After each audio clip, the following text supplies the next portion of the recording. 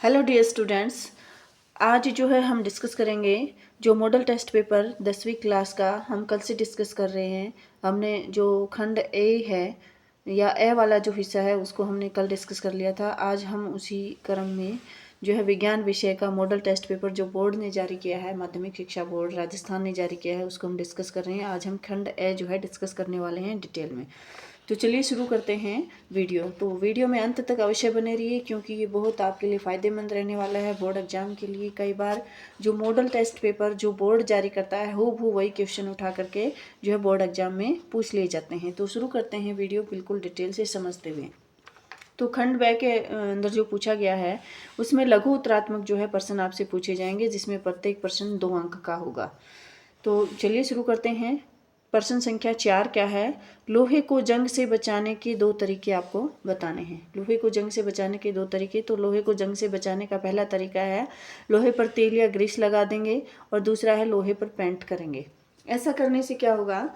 लोहा जंग कब लगती है? जंग तब लगती है जब लोहा हवा यानी नमी के और वायु के संपर्क में आता है। तो हम उसके ऊपर अगर तेल की या ग्रीस की लेयर लगा देंगे या पेंट कर देंगे तो जो है लोहे का और हवा तथा नमी का संपर्क नहीं हो पाएगा, जिससे जंग नहीं लगेगी। अगला जो प्रश्न है वो आपसे पूछा है साइक्लोपेंटेन का सूत्रम इलेक्ट्रॉन बिंदु संरचना दीजिए। तो साइक्लोपेंटेन जो होता है, देखिए साइक्लो शब्द है यानी रिंग स्ट्रक्चर है। साइक्लो का मतलब क्या है?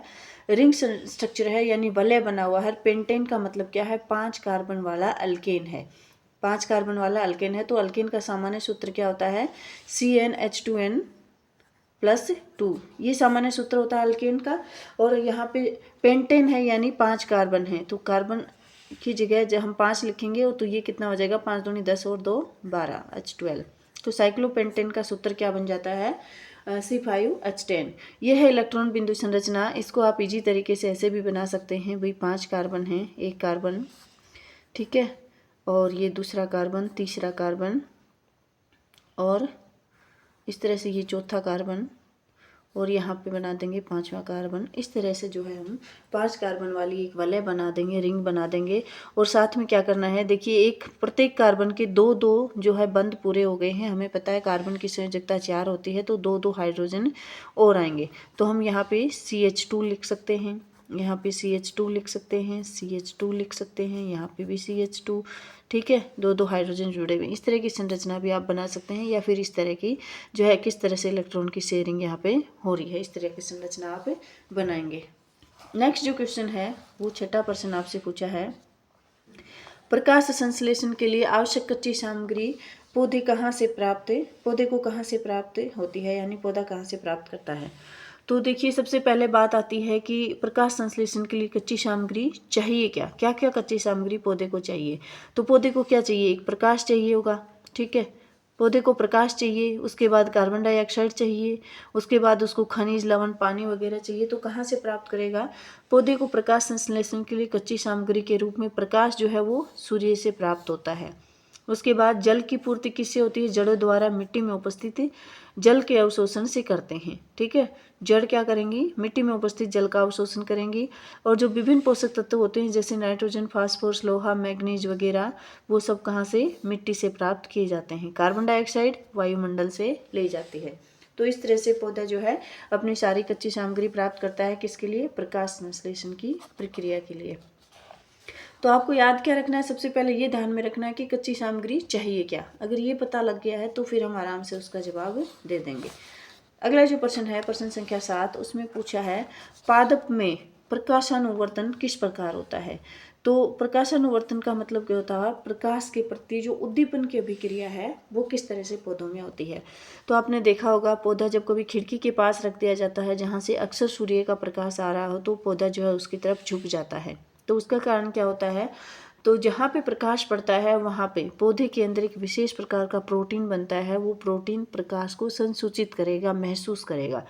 जहाँ पे ज़्यादा प्रकाश आता है वहाँ पे पौधों में वृद्धि के लिए जो आवश्यक जो एक हार्मोन होता है जिसको हम ऑक्सीजन हार्मोन कहते हैं, वो ऑक्सीजन हार्मोन क्या करेगा, सूर्य के प्रकाश से दूर जाएगा। सूर्य के प्रकाश से दूर जाएगा तो नीचे वाले हिस्से में, जहाँ से सूर्य का प्रकाश आ रहा है उससे दूर हिस्से में जा करके वहाँ पे जमा हो जाएगा। वहाँ पे जब ये जमा होता है तो क्या होता है, वहाँ की कोशिकाओं में वृद्धि करता है, यानी तने के उस हिस्से में वृद्धि करता है जहाँ सूर्य का प्रकाश कम आ रहा हो। तो तना जो है लगातार वृद्धि करता जाता है और जिधर से सूर्य का प्रकाश आ रहा है वहाँ पे वृद्धि कम हो जाती है। इस तरह से क्या होता है, नीचे की कोशिकाओं में ज़्यादा वृद्धि होती है और जो सूर्य के प्रकाश के बिल्कुल सामने वाली जो कोशिकाएं हैं वहाँ पे वृद्धि ज़्यादा हो जाती है। तो इस तरह की अनियमित वृद्धि के कारण क्या होता है, पौधा प्रकाश की तरफ झुक जाता है। वो जो डाली होती है, टहनी होती है, वो प्रकाश की तरफ झुक जाती है। उसका कारण क्या है, ऑक्सीजन जो हार्मोन है उसका असमान वितरण होता है, जिससे पादप की कोशिकाओं में असमान वृद्धि होती है। इसके अलावा जड़ क्या करती है, जड़ वाला हिस्सा है वो नीचे की तरफ जाता है और प्रकाश जिधर आता है उससे विपरीत दिशा में जाता है।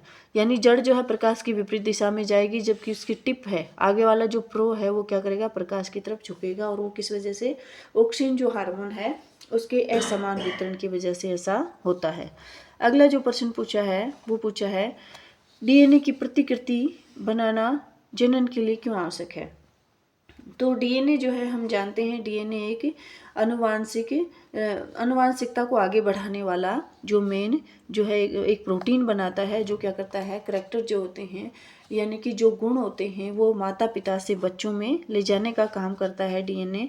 तो डीएनए की प्रतिकृति अगर बनेगी तो क्या होगा, जो उनके पेरेंट्स हैं यानी जो पूर्वज हैं वहाँ से हूबहू वैसी की वैसी संतति जो है वो पैदा कर पाएंगे। वो सारे के सारे लक्षण जो है उसके जो बच्चे होंगे उनके अंदर ट्रांसफ़र हो जाएंगे। तो अनुवांशिक गुणों का एक पीढ़ी से दूसरी पीढ़ी में स्थानांतरण के लिए, यानी कि जो संतति बने वो हूबहू माता पिता की जैसी बने, इस काम को अंजाम देने के लिए, इसको जो है सुचारू तरीके से करने के लिए क्या करता है, डीएनए की प्रतिकृति बनाना जरूरी होता है।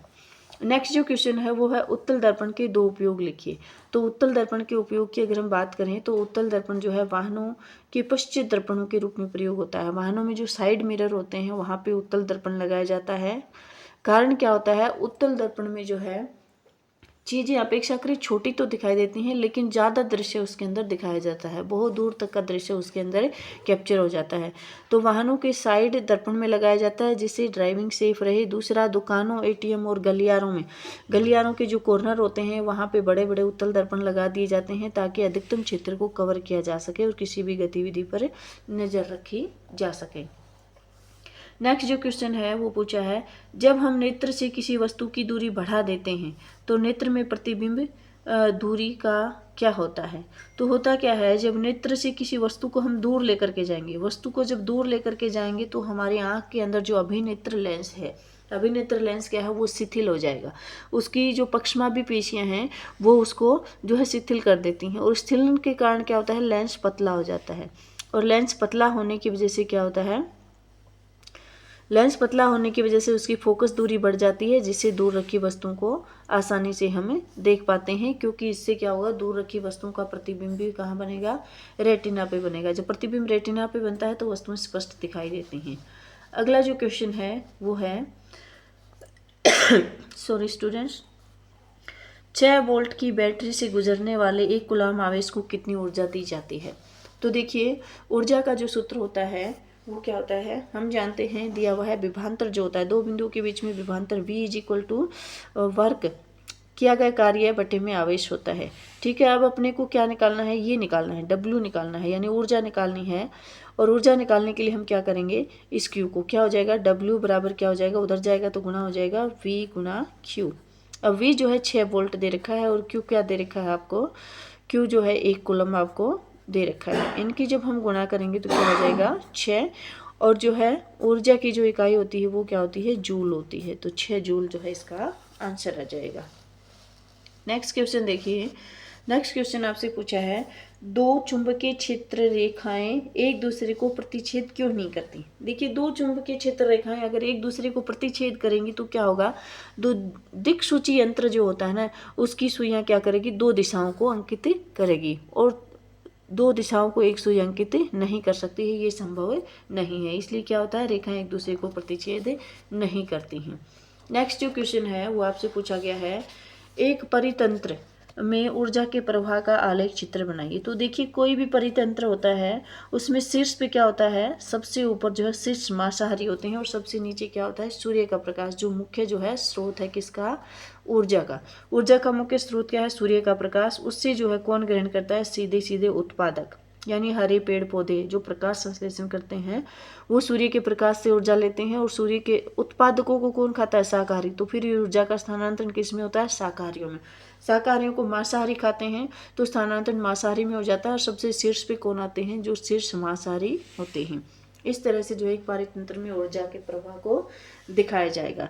हर एक स्तर पर ऊर्जा का जो प्रवाह होता है वो 10% ऊर्जा ही अगले स्तर तक पहुंचती है, बाकी की ऊर्जा जो है वेस्ट हो जाती है।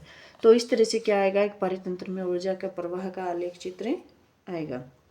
तो स्टूडेंट्स यहाँ पे हमने जो खंड ब था उसको हमने कवर कर लिया है। नेक्स्ट वीडियो में हम खंड स को कवर करेंगे। कई बच्चों के मन में आता होगा कि हमने बहुत सारे ऐसे वीडियोस देखे हैं जिसमें एक ही वीडियो के अंदर सारे के सारे मॉडल टेस्ट पेपर को सोल्व करा दिया, तो आपने उस वीडियो को चेक भी किया होगा। वहाँ पे आपको डिटेल में कोई एक्सप्लेन नहीं करता है, सीधे क्वेश्चंस पढ़ करके सुना दिए जाते हैं, जिससे आपका कॉन्सेप्ट क्लियर नहीं होता है। तो इसी तरह का जो वीडियो जो है नेक्स्ट वीडियो हम बनाएंगे बिल्कुल टॉपिक को समझते हुए डीप में।